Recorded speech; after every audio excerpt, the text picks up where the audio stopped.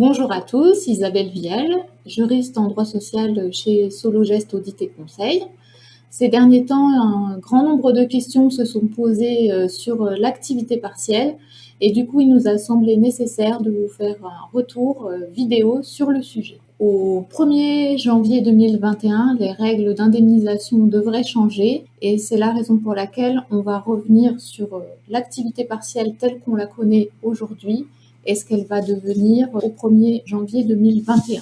Quels sont les cas de recours à l'activité partielle ? Déjà 5 hypothèses classiques de recours à l'activité partielle. Les difficultés liées à la conjoncture économique, les difficultés d'approvisionnement, tout ce qui est sinistre ou intempérie de caractère exceptionnel, les transformations, restructurations, modernisation d'entreprise. Et cette année, on a utilisé la rubrique toutes les circonstances de caractère exceptionnel. Et cette année, le Covid a été l'une des causes principales de recours à l'activité partielle. Pour rappel, la procédure se fait via le site internet dédié à l'activité partielle et il y a 3 étapes, celle d'identification de l'entreprise, puis ensuite l'envoi d'une demande d'autorisation préalable et ensuite chaque mois on dépose une demande d'indemnisation pour renseigner les salariés effectivement concernés par l'activité partielle. Les entreprises concernées par l'activité partielle, c'est toutes les entreprises où une ou partie de l'entreprise ou un ou plusieurs services de l'entreprise. Cette année, dans le cadre du Covid-19, on a eu surtout les entreprises visées par un arrêté de fermeture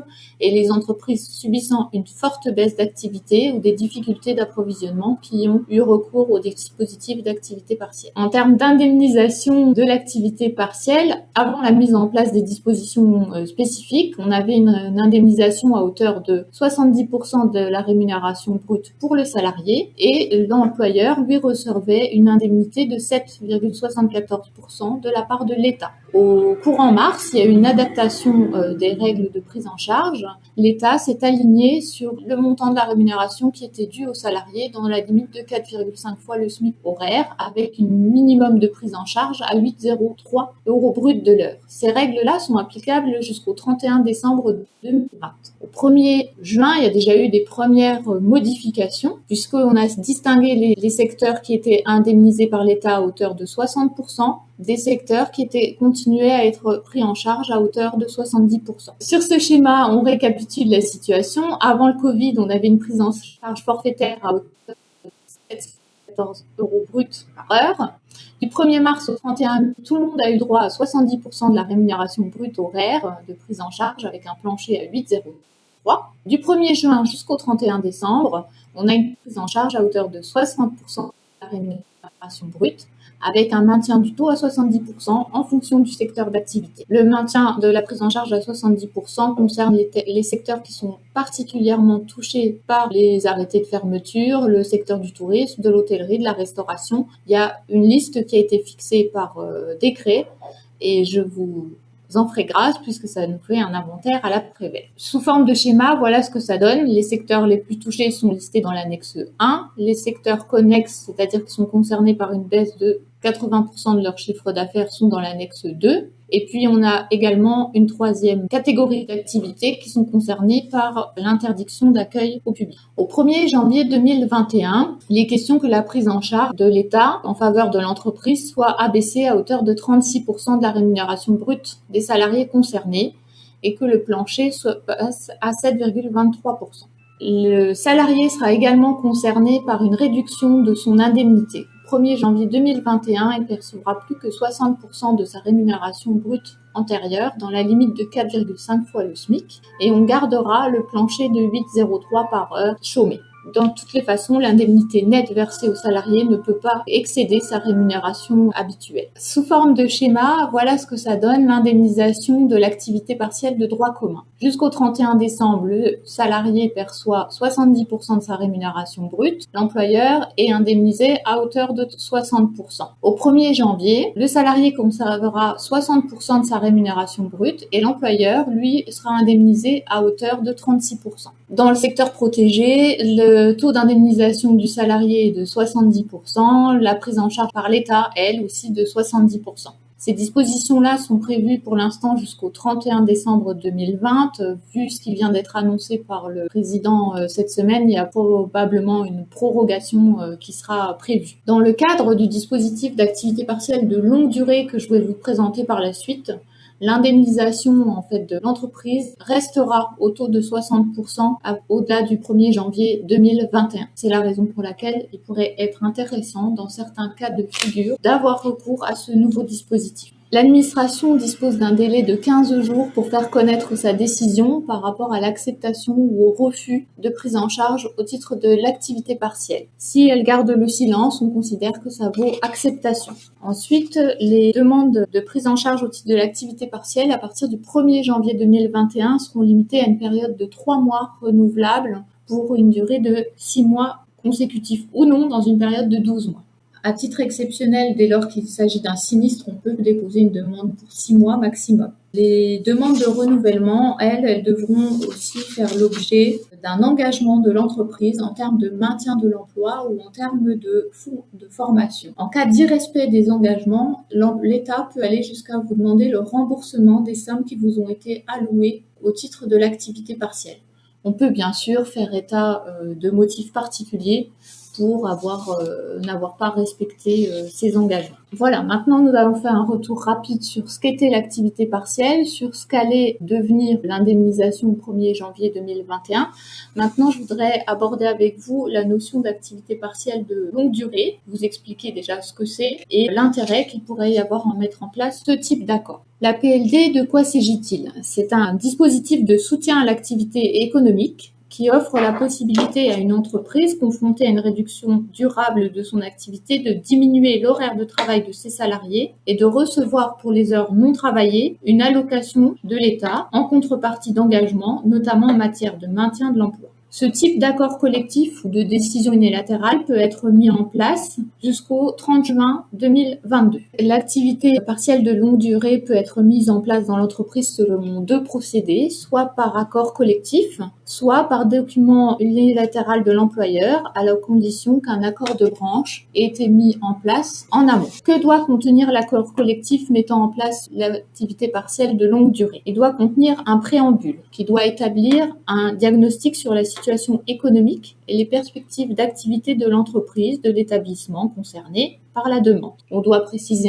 une date de début, la durée d'application du dispositif, les activités et les salariés qui seront concernés par le dispositif, prévoir la réduction maximale de l'horaire en deçà de la durée légale, ainsi que les engagements qui sont pris par l'employeur. Et enfin, il faut informer les organisations syndicales éventuellement présentes dans l'entreprise ou les institutions représentatives du personnel, telles que les membres du CSE. Il y a une information à faire tous les 3 mois. Concernant le contenu obligatoire de cet accord, le premier, c'est l'obligation de prévoir un préambule avec un diagnostic sur la situation économique et les perspectives d'activité d'établissement de l'entreprise. Concrètement, il faut expliquer les difficultés auxquelles est confrontée l'entreprise et pouvoir justifier que c'est un caractère temporaire. La durée de ce dispositif, c'est 24 mois maximum sur une période de 36 mois. L'autorisation, elle est accordée pour 6 mois et elle se renouvelle par période de 6 mois. On n'est pas obligé de viser la totalité de l'entreprise. On peut tout à fait avoir des difficultés de sous-activité sur un service et pas sur l'autre. Et donc, on a possibilité de viser tout ou partie de l'entreprise. C'est important de faire ce distinguo-là si c'est le cas, dans la mesure où les engagements que prendra l'entreprise sera apprécié sur le même périmètre que le champ de l'accord collectif. La réduction maximale de l'horaire de travail, c'est-à-dire on ne peut pas réduire de plus de 40% la durée hebdomadaire de travail de chacun. À titre exceptionnel, ça pourra être porté à 50%. Donc quelqu'un qui travaille à 35 heures par semaine, on peut faire le constat qu'on n'a plus que, par exemple, 28 heures ou 25 heures de travail à lui fournir sur une période donnée. On a aussi la possibilité de raisonnement sur la durée totale de l'accord. On n'est pas tenu à un raisonnement à la semaine. Enfin, les engagements de l'employeur, c'est-à-dire que dans le texte, on doit absolument s'engager à maintenir tout ou partie de l'emploi dans l'entreprise ou alors à prendre des engagements en termes de formation professionnelle. En cas de violation de ces engagements, notamment en matière d'emploi, l'employeur peut être condamné à rembourser les indemnités perçues par ce salarié. À titre exceptionnel, on peut quand même faire valoir que l'entreprise elle a été confrontée à des difficultés qui n'avaient pas été prévues au moment de la mise en place de l'accord. Et enfin, il faut prévoir une information au syndicat et au comité social et économique. Cette information devra avoir lieu tous les 3 mois. Ça, c'est si on passe sur le biais d'un accord d'entreprise, donc quelque chose qu'on aura fait en interne, soit avec son délégué syndical si on en a un. Si on n'en a pas, on peut avoir recours à un membre de son comité social économique. Et si on est une petite entreprise, on peut également mettre en place ce type de dispositif, puisqu'on pourra procéder par voie d'un référendum. Du moment que 2/3 du personnel est d'accord, ce type d'accord peut être mis en place. On peut aussi être dans le cas où on va faire un document unilatéral pour mettre en place l'activité partielle de longue durée. Ça suppose donc déjà d'avoir un accord collectif de branche, ce soit prononcé sur le dispositif. Si c'est le cas, on peut partir de cet accord de branche et rédiger un document unilatéral qui sera soumis à la consultation du comité social économique et qui sera ensuite homologué par l'administration pour être mis en place au sein de l'entreprise. Alors aujourd'hui, il y a 2 secteurs d'activité qui ont prévu une négociation collective au niveau de la branche. C'est le secteur de la métallurgie ainsi que le secteur des bureaux d'études techniques. À ce moment-là, si on met en place par biais d'un document unilatéral, il faut reprendre l'ensemble des dispositions qui étaient prévues par les partenaires sociaux de la branche.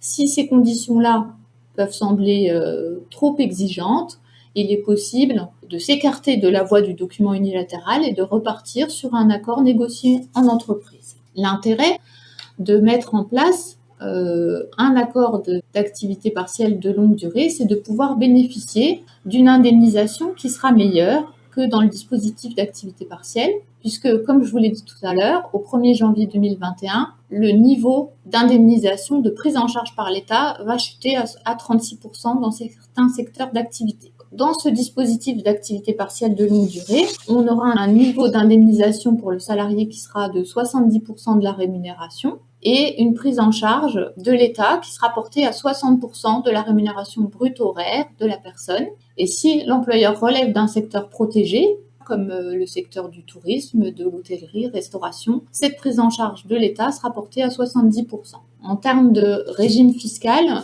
et traitement social et fiscal sur les indemnités qui seront versées dans le cadre de ce dispositif d'activité partielle de longue durée, on devrait appliquer les mêmes règles pour l'activité que pour l'activité partielle de droit commun, c'est-à-dire que c'est exclu de l'assiette des cotisations de sécurité sociale. On applique la CSG-CRDS au taux réduit et ces règles ont vocation à être prorogées au-delà du 31 décembre 2020.